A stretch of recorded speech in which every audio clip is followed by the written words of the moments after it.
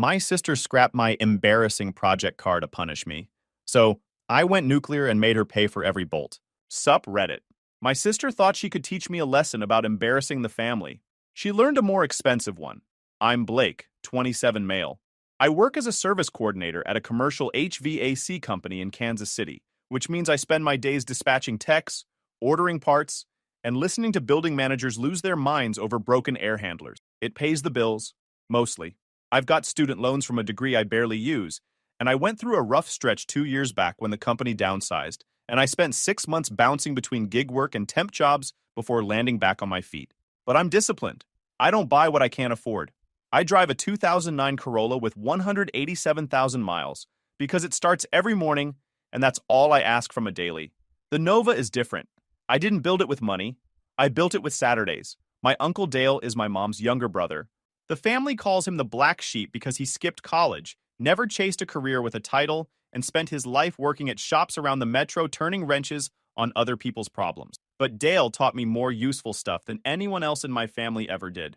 He taught me how to bleed brakes without trapping air in the lines, how to set timing with a Harbor Freight timing light, watching the marks on the harmonic balancer while the engine idled and listening for that sweet spot where everything syncs up. How to torquey head bolts in a star pattern so you don't warp the heads and hate yourself for months afterward. When I was 16 and bought a rusted-out 1973 Nova two-door base model for $1,800 cash, everyone in my family thought I was throwing money away on scrap metal. Dale walked around it twice, kicked a tire, checked the frame rails with a flashlight, and said, "We can work with this." That was 11 years ago. Years. The Nova's been sitting in my parents' garage ever since because my duplex doesn't allow any wrenching and I need Dale's tools and space to work. Over the years, we rebuilt it in phases. Cash only, always. If I didn't have the money, the car waited. I tracked down the correct rally wheels at a swap meet in Topeka after 8 months of searching and calling every seller on Marketplace within 300 miles. Rebuilt the 350 small block with Dale over 3 long weekends, learning every step from pulling the heads to checking bearing clearances. Refreshed the suspension with new bushings and shocks. Rebuilt the brakes with new rotors, calipers, and shoes all around. Reupholstered the interior with clearance material from a shop going out of business. It's not a show car. It's not worth a fortune on paper. But I put 11 years of weekends into that thing. And my sister Trinity decided it was embarrassing.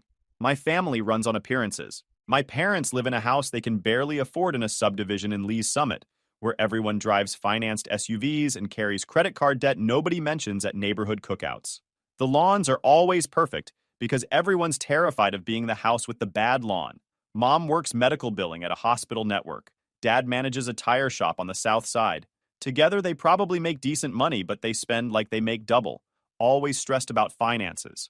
Always chasing the image of people who aren't stressed. Trinity is 31, works pharmaceutical sales, and has spent her entire adult life performing the role of successful daughter. Perfect hair that costs $200 a month to maintain. Perfect apartment in Overland Park with catalog furniture.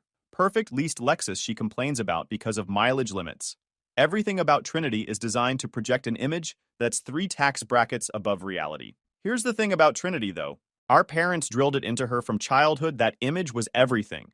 How you looked, how you sounded, what people thought when they saw you. By the time she was 12, she'd absorbed that lesson so deep, it became her operating system. When she got engaged to Finn Whitmore, my parents acted like she'd married into actual royalty. Finn comes from old Kansas City money. His family owns commercial real estate downtown and in the Plaza District. His mother sits on charity boards that require dress codes and minimum donations. They live in Mission Hills in a house with columns out front, like something from a movie about rich people having problems. Finn himself is fine, I guess. Polite in that trained way, where you can tell someone taught him exactly what to say at dinner parties. Never rude to your face. The engagement dinner was at a restaurant downtown, where the menu didn't have prices, because if you had to ask, you couldn't afford to be there. I showed up in clean jeans and a navy button-down, because that's my nicest casual stuff, and Trinity's dress code instructions had been vague at best. Her eyes scanned me head to toe the moment I walked in and cataloged everything wrong. The jeans, the shoes, the haircut. I saw her whisper something to Finn's mother while gesturing slightly in my direction. Dinner was fine, expensive drinks, lots of talk about wedding venues and honeymoons in Italy and real estate. Finn's family has opinions about everything. My parents nodded along like everything being discussed was completely reasonable, and not absolutely insane for a couple in their early 30s, with one real income between them. I mostly stayed quiet and ate my steak and watched the dynamics play out. Finn's mother ran the conversation like a board meeting. Finn's father made occasional observations that everyone treated like profound wisdom. Finn himself said the right things at the right moments without ever really contributing anything of substance. And Trinity performed. Oh, did she perform? Laughing at jokes that weren't funny? Agreeing with opinions she'd never expressed before. Mirroring Finn's mother's body language like she'd studied it. Then Trinity decided to provide context about her family for the benefit of Finn's parents. Blake's our little grease monkey. He's been working on some old junker in Mom and Dad's garage for years. It's his hobby. Finn's mother raised an eyebrow. Oh, what kind of car? A Nova, 1973.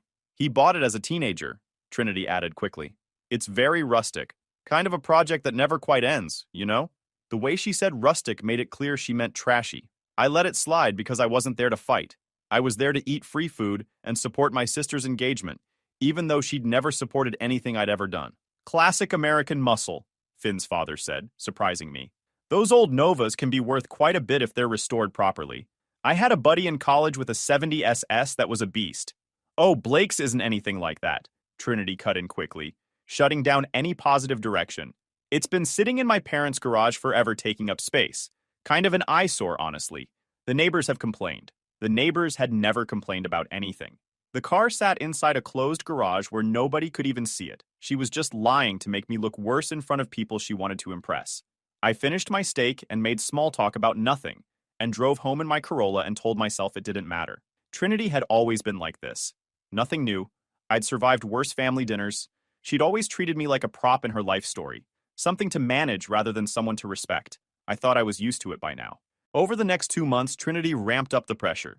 Every family gathering became an opportunity to manage how I presented myself around Finn or his family. She'd text beforehand with suggestions about what to wear. She'd pull me aside at events to coach me on what topics to avoid. She started referring to the Nova as that thing in the garage, like it was some kind of disease. My parents went along with all of it because they were terrified of anything disrupting the wedding plans. The Whitmores were paying for half of everything. Finn's mom had opinions about the guest list, the venue, the caterer, the florist, the band, the napkin colors. My parents were so desperate to seem like financial equals that they'd agree to anything she suggested, even when it meant spending money they didn't have. Dale noticed the shift the next time he came over to work on the Nova. It was a Saturday in early October, the weather finally cooling off enough to spend hours in a garage without dying of heat stroke.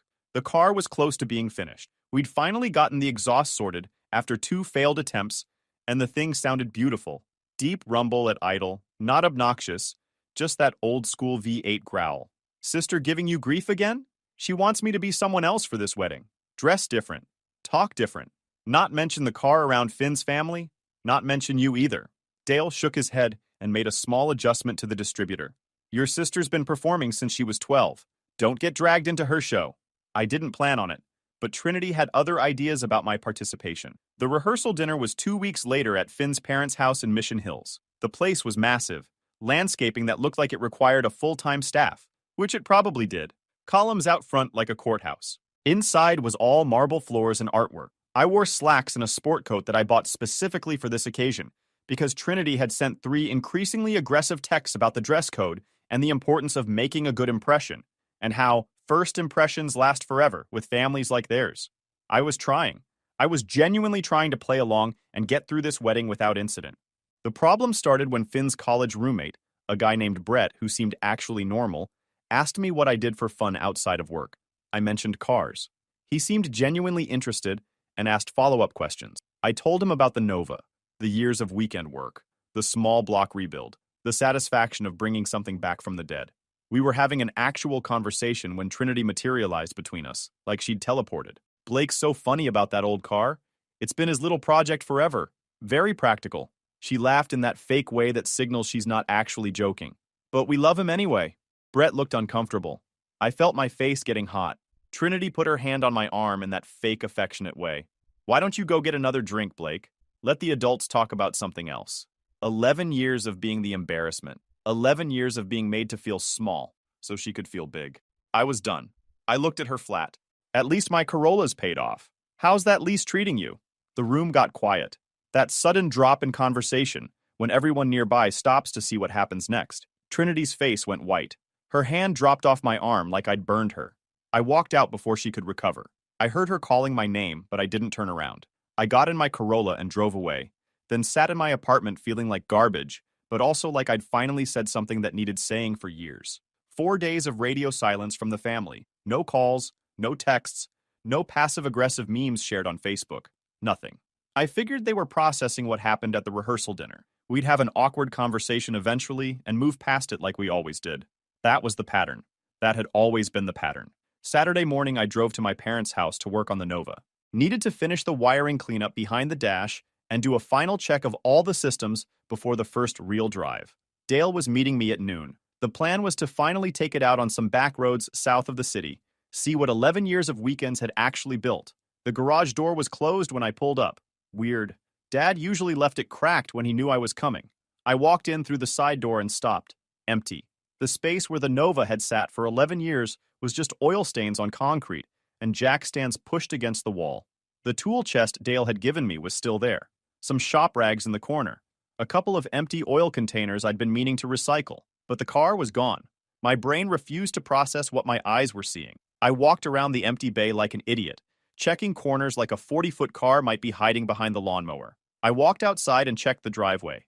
Walked around to the backyard. Walked back into the garage and stood in the empty space, heart going nuts, sweating even though the morning was cool. I called Dad. No answer. Called Mom. No answer. Called Trinity, and it went straight to voicemail like she'd blocked my number. I was pacing the garage when Mom finally called back. Blake, calm down. I can explain. Where's my car? Trinity had it removed. She said it was embarrassing having it there when Finn's family came over for wedding planning. It was taking up space and removed where? I don't know exactly. She arranged a tow truck. Tuesday morning. She said she was taking it somewhere more appropriate. Tuesday. The day after the rehearsal dinner. Mom. The title. Where's the title? Silence on the other end. Mom? It was in the filing cabinet. In the garage. With the registration and insurance papers. Trinity took all of it. My parents had kept the title for safekeeping since I was 16. The car was in my name, but they'd always held the paperwork because I'd been a teenager when I bought it, and it just stayed that way. I'd never thought to move it because I trusted them. Because they were my parents. Stupid in hindsight. But you don't expect your own family to rob you. I hung up without saying goodbye and called Dale. He answered second ring. The Nova's gone. Trinity took it. She has the title. Pause. I'm on my way. Dale showed up in his old F-150 20 minutes later. I was still standing in the empty garage trying not to put my fist through the drywall. He didn't say anything stupid like calm down or it'll be okay. He just looked at the empty space where we'd spent hundreds of hours together and his jaw tightened. Call the tow companies. Everyone within 30 miles. Find out who moved it and where it went. We sat at my parents' kitchen table for 4 hours with phones and a laptop, working through every tow company, junkyard, scrapyard, and salvage operation in the Kansas City metro area. Dale took the Kansas side. I took Missouri. We worked through them methodically, calling each number, leaving voicemails when nobody answered, making notes on who we'd reached and what they said. My parents stayed upstairs the whole time. I could hear Mom crying occasionally through the floor.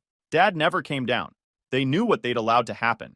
They knew they could have stopped Trinity with a single phone call to me or a simple no when she showed up with a tow truck. They just didn't want to face that directly. Most places had no record of a 73 Nova coming through in the last week. Some didn't answer at all, just voicemail systems that might never get checked. Some were clearly annoyed at the questions and hung up fast. A few asked for vehicle descriptions and checked their intake logs and came back with nothing useful. Every dead end made it worse. By hour 3, I was losing hope. My voice was hoarse from talking. My hands were still shaking. The car could be anywhere by now. Could already be crushed into a cube of scrap metal.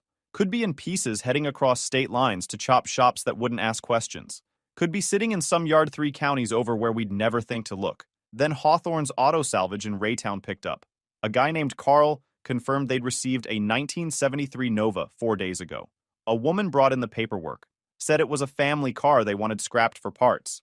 She'd signed the title over, signed a bill of sale, showed her driver's license which they photocopied for their records. They'd paid her $600 cash and given her a receipt. $600 for 11 years of my life. Is it still there? Parts of it. We already pulled the drivetrain. Sold the engine and trans to a guy in Grandview who picked it up yesterday. Wheels went this morning to some kid in Olathe building a race car. Body's still here though. What about crushing? Scheduled for the compactor Thursday afternoon, unless someone claims it legal before then. Thursday. Less than a week.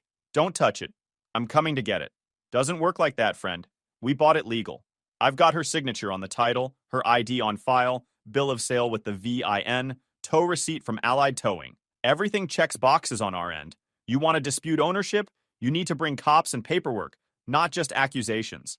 Dale drove because I was too wired to trust myself behind a wheel. My hands wouldn't stop shaking. Every few minutes, I felt like I was going to throw up. 11 years, gone in 4 days. Hawthorne's Auto Salvage looked exactly like you'd expect a salvage yard in Raytown to look. Chain link fence topped with razor wire running the perimeter. Stacks of crushed cars and cubes along one side. Rows of vehicles in various states of dismemberment stretching back toward the tree line. The smell of oil and rust and old rubber. A couple of dogs that might have been guard dogs, or might have just been strays sleeping in the shade. A double-wide trailer served as the office with a hand-painted sign that said, "Office, ring bell," and a smaller sign underneath that said, "No checks." I walked toward the trailer ready to fight someone. Dale grabbed my arm hard enough to leave a mark through my jacket. "We do this smart, or we don't get the car back. You swing on anyone here and you're the criminal, and your car gets crushed while you're sitting in county. Understand?" I took a breath, forced my hands to unclench, nodded, walked in behind him. Carl was behind the counter. 50s. Greasy ball cap with a faded Chiefs logo. Forearms like he'd spent his life lifting heavy things. "You're the brother she mentioned?" "I'm the owner. That's my car. She stole it." Carl shrugged and pulled a manila folder from a filing cabinet behind him, dropped it on the counter and opened it.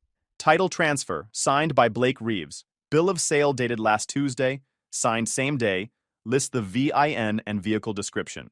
Tow authorization from Allied Towing. Photocopy of her Missouri driver's license, which matches the name on the bill of sale as the seller's authorized representative acting on behalf of the title holder. Payment receipt for $600 cash." I looked at the signature on the title. It wasn't even close to mine. She'd basically scribbled something that vaguely resembled Blake, with none of the characteristics of my actual handwriting. That's forged. That's not my signature. Not even close. Could be. Could not be. I'm not a handwriting expert. We check the boxes. Titles signed, ID matches, VIN matches the vehicle, we process the transaction. We see it all the time. Kids selling a parent's car, spouses during divorces, family members cleaning out estates. We're not in the business of investigating drama or playing detective on every vehicle that comes through. You bought stolen property. I bought a car with paperwork that looked correct and passed our intake process. You got a problem with that? Bring cops. Bring a court order. Bring something with official weight behind it. Until then, that shell sitting in row 7 belongs to Hawthorne's. Dale stepped forward, keeping his voice calm. What would it take to hold it? Stop the crushing? Stop any more stripping?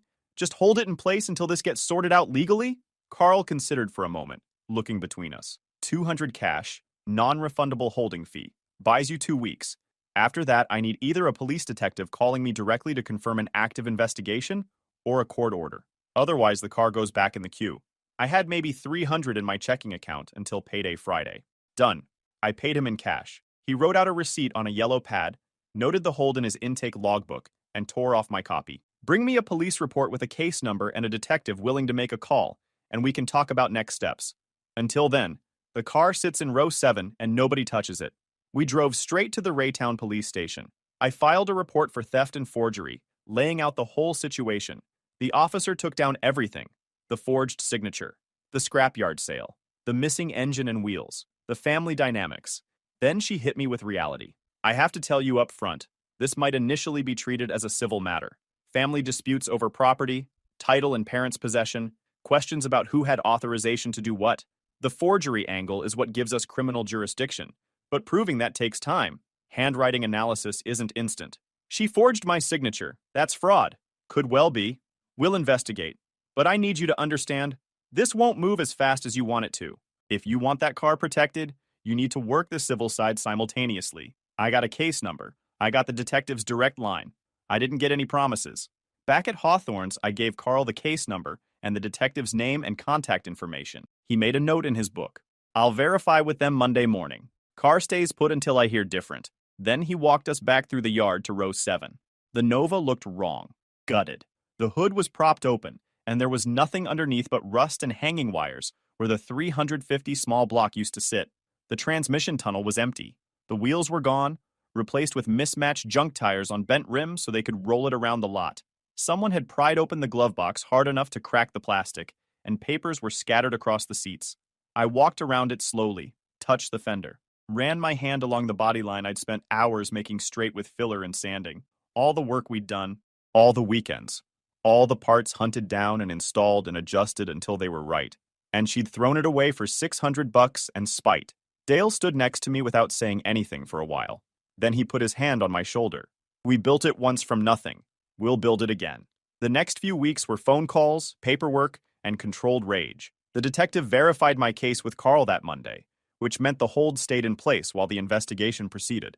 Once the criminal case was officially open, Carl agreed to release the shell to me for towing, since it was now evidence in a theft investigation, and keeping it at his yard just complicated things for everyone. Dale and I towed what was left of the Nova to his garage across town.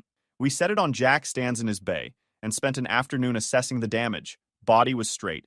Interior was intact, but the car was a gutted shell again. Set back years.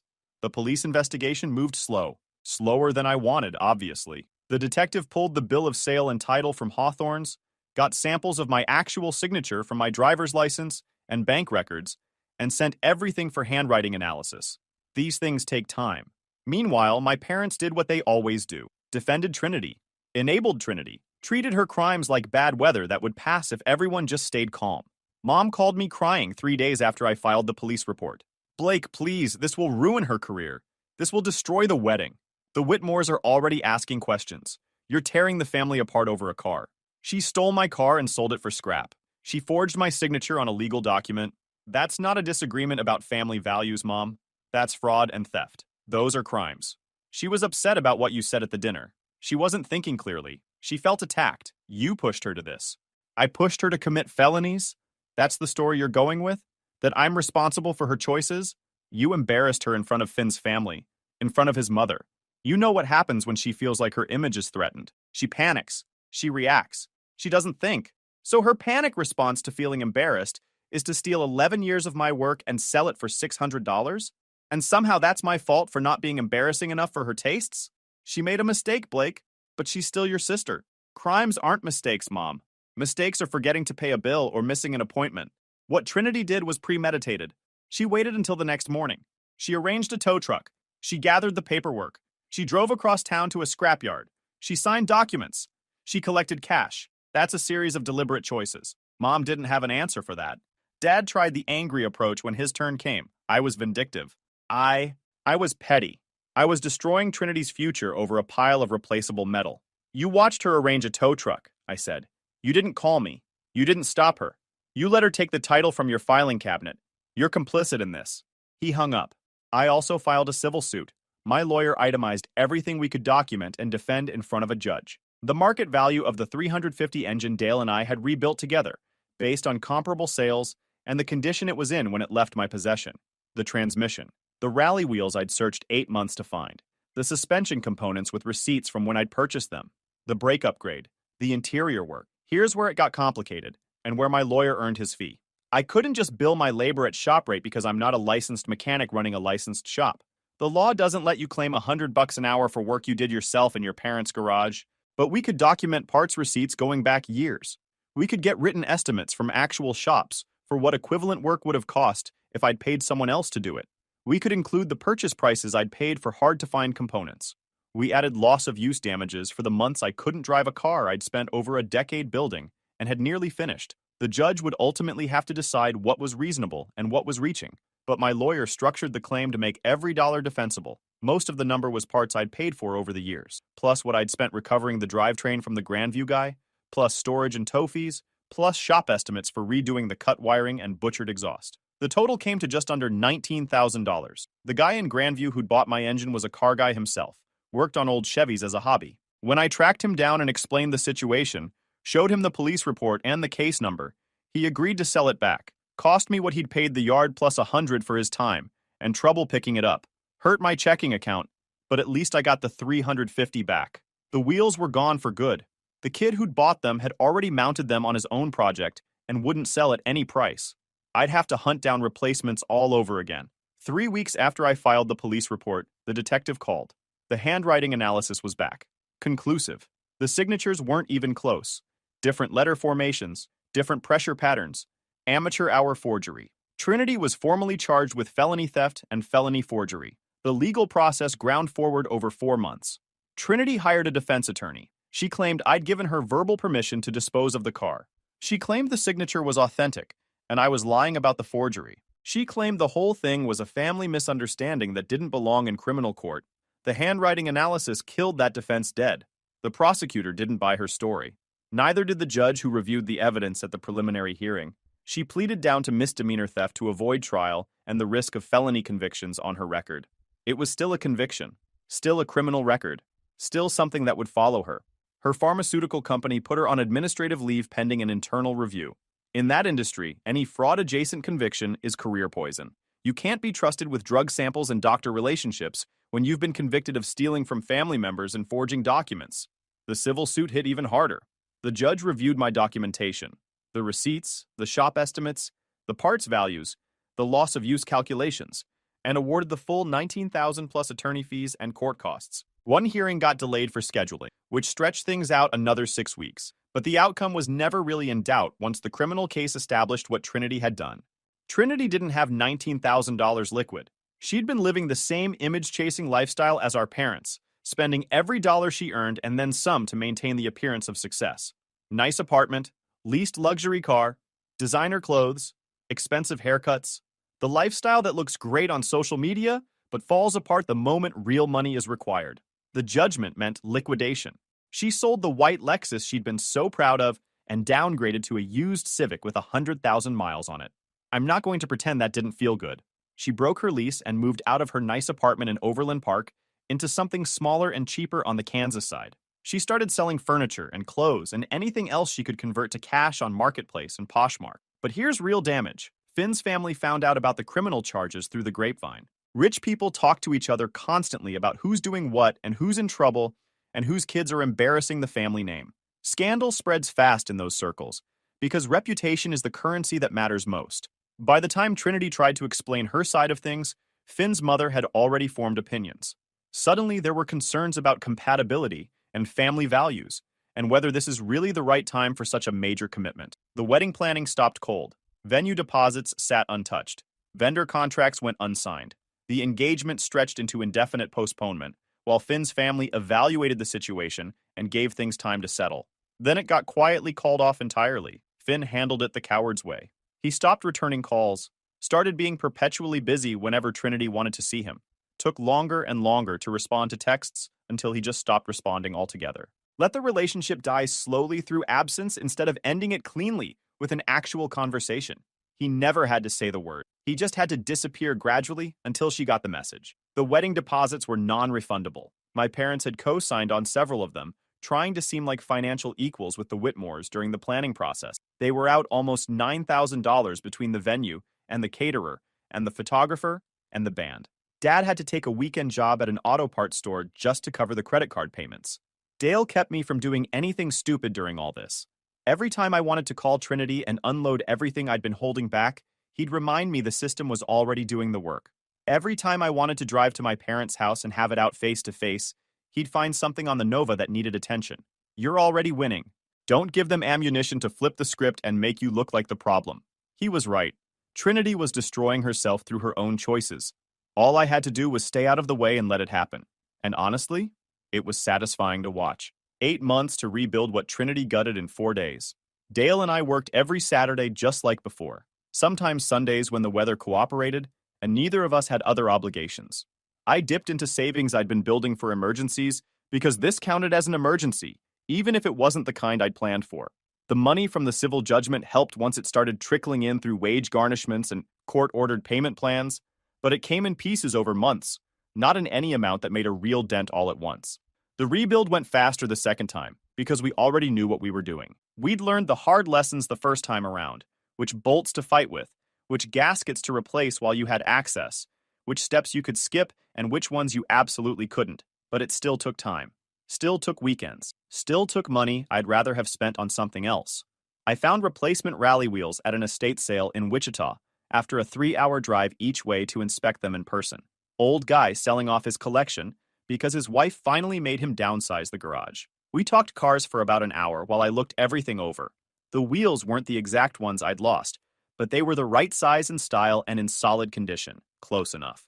He knocked 50 bucks off the asking price when I told him what happened to the first set. Said he'd been working on cars his whole life and couldn't imagine someone doing that to family. The 350 went back in on a cold Saturday in January. Dale and I dropped it into the bay with his engine hoist, bolted the motor mounts, reconnected everything. Rebuilt the transmission while we had it apart because you don't do a job twice if you can do it right once. New exhaust headers because the scrapyard had used a sawzall instead of taking time to unbolt things properly. New wiring harness because connectors had been cut to pull parts faster. Putting it back together felt good. Trinity's judgment took almost a year to collect in full. Garnished wages, liquidated assets, court-ordered payment plans. With interest and collection fees, she ended up paying close to $23,000 total. Her credit was wrecked. Her pharma career was over. Last I heard, she was working at a medical supply warehouse, making about a third of what she used to earn. My parents never apologized. They still blame me for destroying Trinity's life, as if she hadn't made every choice that led to her destruction. Mom sends guilt trip texts on holidays. Dad doesn't speak to me at all. I blocked them both after Thanksgiving when Mom tried to ambush me with a lecture about Christian forgiveness at Dale's dinner table. Dale asked her to leave his house. She cried the whole way to her car. I felt nothing. Maybe that makes me cold. I don't really care anymore. Last Saturday, I drove the Nova for the first time since getting it back together. Dale rode shotgun with the window down and his arm resting on the door. We took it out on back roads south of the city, past Belton and Harrisonville, where the pavement is smooth and the traffic thins out and you can actually open it up without worrying about cops or minivans. The small block pulled hard through the gears, that familiar torque pushing us back into the seats. The suspension felt tight over the cracked county roads. The exhaust rumbled off the trees and farmhouses, that deep V8 note you only get from old American iron. Dale listened for a while without saying anything. Then he nodded once. Sounds right. Yeah, it does. We drove another hour without talking much. When we got back to his garage, I backed the Nova into the bay next to his '68 C10, the truck he's been slowly restoring since before I was born. He handed me a shop rag to wipe my hands. Same time next week? Same time next week. I got in my Corolla and drove home. The Nova stayed in his garage where nobody could touch it. Rebuilt twice now. Every bolt accounted for. Every cent collected. Mine. Guys, we are so close to hit 100,000 subscribers on this channel. If you are not subscribed to the channel, please consider subscribing. It really helps hit that 100,000 mark. Thanks for making this dream come true.